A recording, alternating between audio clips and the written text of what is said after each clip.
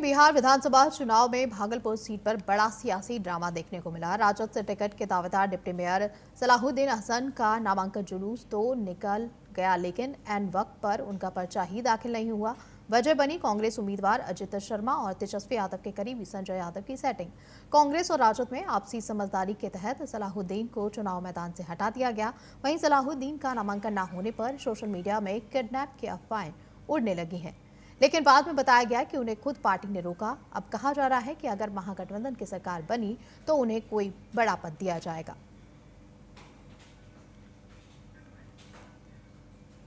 वहीं ज्यादा जानकारी के साथ हमारे साथ लगातार जुड़े हुए हैं चंदन और अंशु। अगर बात करें सलाहुद्दीन का नामांकन ना होने पर सोशल मीडिया पर ये किडनैप की अफवाह उड़ी, उसके बाद की जो प्रक्रिया हुई, हमें ताजा अपडेट के साथ बताइएगा। जी, जिस तरीके से अगर देखें शालिनी, जो ये सब जो मामले आ रहे हैं वो अपने आप में दर्शाते हैं कि कहीं ना कहीं जो है वो चेहरे काफ़ी इम्पैक्टिव रहते हैं, इफेक्ट भी डालते हैं। और जिस तरीके से जो ये सब हो रहा है तो कहीं ना कहीं जो है ये छवि को लेकर भी सवाल उठता है कि आखिर ये जनता का भी सवाल ज़्यादातर रहता है और विपक्षी दल तो लगातार हमलावर रहते ही हैं कि आखिर ऐसे ऐसे चेहरे को लाते हैं जिन्हें कि बाद में अगर उनकी जो जांच की जाती है, उनकी जो प्रक्रिया होती है, जो नामांकन से लेकर उम्मीदवार तक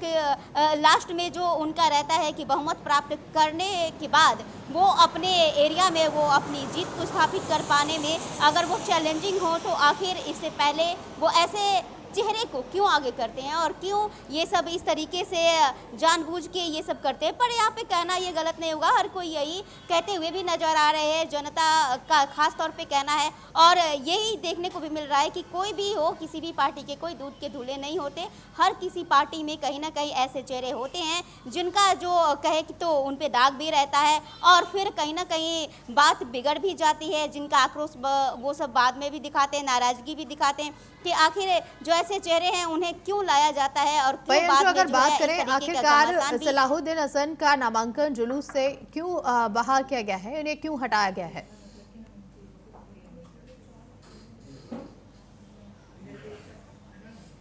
वही हमारे साथ चंदन भी लगातार जुड़े हुए हैं। चंदन, अगर बात करें राजद से टिकट के बाद दावेदारी के बाद डिप्टी मेयर सलाहुद्दीन हसन को नामांकन जुलूस तो रोका गया, साथ ही साथ इनको हटा भी दिया गया इन वक्त पर। क्या मामला है पूरा? आखिरकार इन्हें क्यों इस सियासत ड्रामे के चलते हुए हटाया गया है?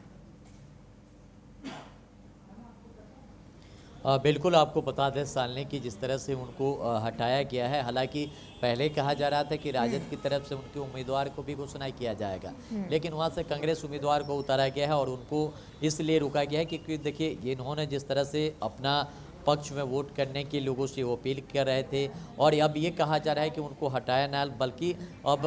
उन्होंने महागठबंधन को सपोर्ट करेंगे, वहाँ के जो उम्मीदवार है उसको सपोर्ट करने की बात कही गई है, उनको मनाने की कोशिश किया गया है। हालांकि जब उनकी नामांकन पर्चा जब दाखिला नहीं हुआ तो उस समय आक्रोश की जो माहौल था वो देखने को मिला, क्योंकि जिस तरह से उनकी पूरी उम्मीदवारी थी, जिस तरह से उन्होंने जनता के प्यार और समर्थन उनको जिस तरह से मिल रहा था उसको लेकर के कहा जा रहा था कि वो उम्मीदवार भी होंगे, लेकिन उनकी उम्मीदवारी जिस तरह से रद्द किया गया तो आरोप प्रतिरूप जो है तेजस्वी यादव और संजय यादव पर भी लगा। लेकिन कहा जा रहा है कि देखिए अगली जब सरकार महागठबंधन बनेगी तो उसमें आपको कोई बड़ा पोस्ट करके यहाँ से भेजा जाएगा। लेकिन अभी के जो ताज़ा अपडेट है ये है कि उनको अभी महागठबंधन के जो प्रत्याशी है उनको समर्थन देने की बात कही गई है, लेकिन इस पर बात विमर्श हो रहा है। अभी समन्वय जो आपसी समन्वय है वो नहीं बैठ पाई है। अब देखने वाली बात होगी कि आखिर